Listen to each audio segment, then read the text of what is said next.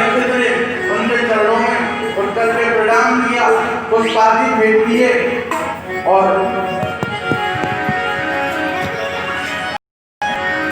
सुखदेव तुम महामुनि ज्ञानी। सुखदेव भगवान का पूजन करें। पूज्य परीक्षित महाराज आइए।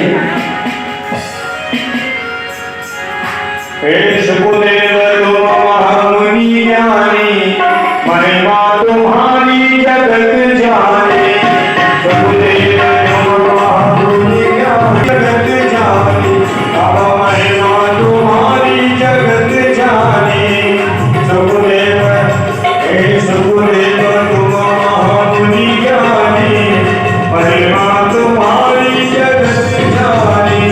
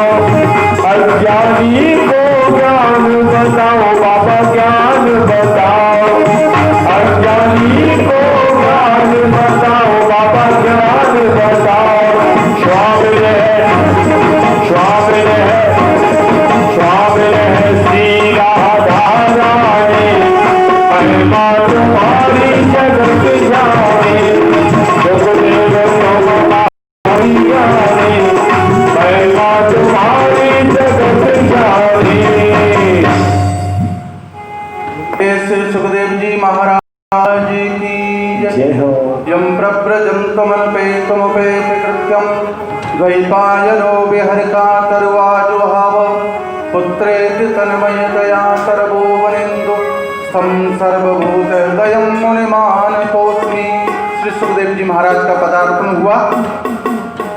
राजा परीक्षित को कथा श्रवण करा रहे हैं। राजा परीक्षित हाथ जोड़ करके प्रश्न किया, महाराज आप मेरे को केवल एक प्रश्न मेरे मन में है, मरने वाले प्राणी का क्या धर्म है, क्या करना चाहिए? सुखदेव जी महाराज मुस्कुराए और बोले, राजन बोले बरिया नास्ते प्रश्न कृतो लोक हितम नृपा आत्मवे सम्मतम पुंसा श्रोतव्यादिशुया परा। हे राजन, कितने लोक कल्याणकारी प्रश्न मेरे से पूछा है और इस प्रश्न के माध्यम से ना हर एक जीव अपना कल्याण कर लेगा, क्योंकि इस संसार में जो भी व्यक्ति आया है उसकी मृत्यु निश्चित है।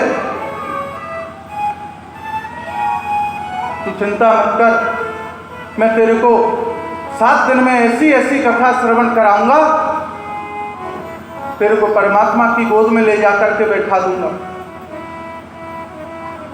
और श्री सुखदेव जी महाराज कह रहे हैं, राजन